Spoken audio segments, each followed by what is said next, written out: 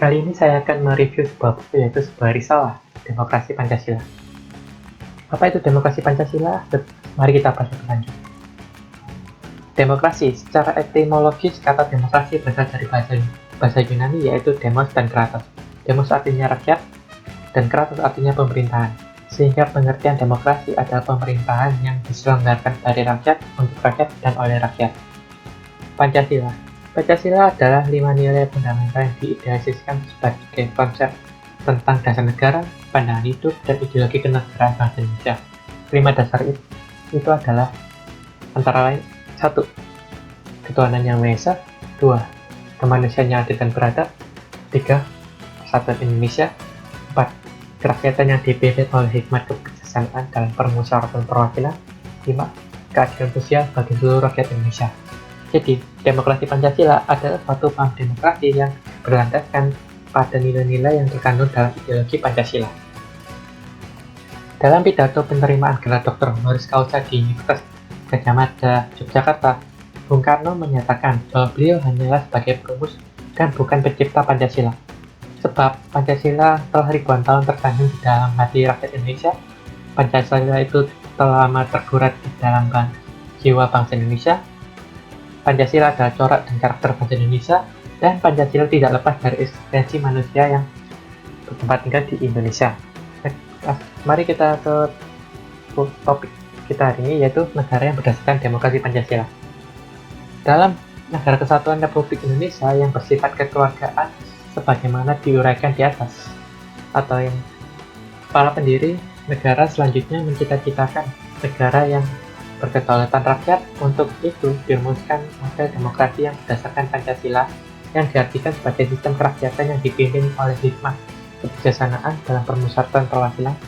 Dalam kaitan ini, pokok pikiran ketiga yang tercantum dalam pembukaan Undang-Undang Dasar 1945 menyatakan negara yang berkedaulatan rakyat berdasarkan atas kerakyatan dan permusyawaratan perwakilan. Dengan demikian, maka sistem demokrasi Pancasila tersebut mengandung dua prinsip dasar sebagai berikut.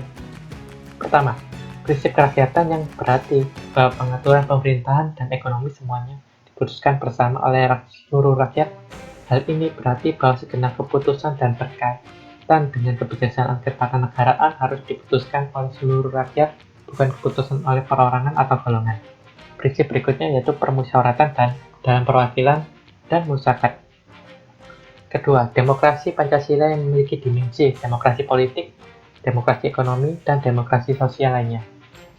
Sistem demokrasi politik dan ekonomi telah dirumuskan oleh para pendiri negara sebagaimana diamanatkannya UUD 1945. Dengan landasan prinsip dasar demokrasi Pancasila seperti yang kita bicarakan tadi, maka demokrasi politik Indonesia mengandung dua prinsip dasar sebagai berikut. Pertama, kedaulatan sepenuhnya ada pada rakyat yang dilakukan oleh Majelis Permusyawaratan Rakyat (MPR) sebagai penjelmaan seluruh rakyat Indonesia. Keanggotaan MPR terdiri dari anggota DPR, putusan daerah, dan putusan golongan. Kedua, penyelenggaraan pemilihan umum yang dilandaskan secara berkala dan teratur dengan peserta partai-partai politik untuk memilih para wakil rakyat di pusat dan daerah, yaitu sebagai anggota Dewan Perwakilan Rakyat atau DPR dan Dewan Perwakilan Rakyat Daerah atau DPRD.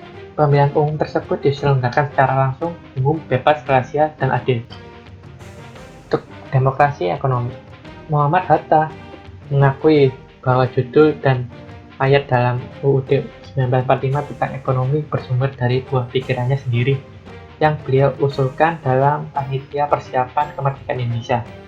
Bung Hatta menyatakan buah pikiran yang tertanam di pasal 33 UUD 45, dan ini berasal dari saya sendiri, yang saya majukan dulu waktu panitia penyelidik usaha-usaha persiapan kemerdekaan kita sedang menyusun rancangan Undang-Undang Dasar Republik Indonesia.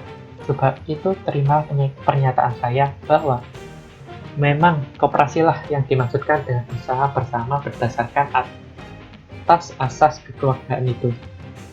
Dalam kaitan ini, Bung Hatta berharap agar dalam kemerdekaan sistem perekonomian yang demikian tadi dapat ditransformasikan menjadi sistem perekonomian Indonesia yang didasarkan atas nilai-nilai luhur budaya bangsa. Dan tentang hakikat manusia Indonesia seperti disebut di atas, serta untuk mewujudkan cita-cita kemerdekaan, maka interaksi dan relasi bangsa Indonesia di bidang ekonomi disusun dalam suatu sistem perekonomian sebagai usaha bersama berdasarkan atas asas kekeluargaan. Oleh Bung Hatta tersebut sebagai sistem ekonomi koperasi.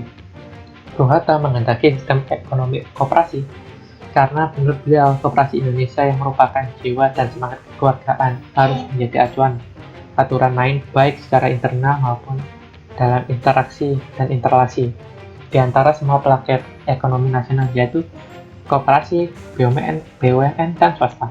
Dalam kaitan ini, Bung Hatta menyebut badan usaha milik negara dan swasta harus berjiwa kooperasi.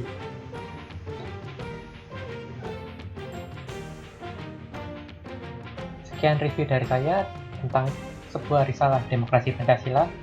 Maaf bila ada salah kata. Sampai jumpa.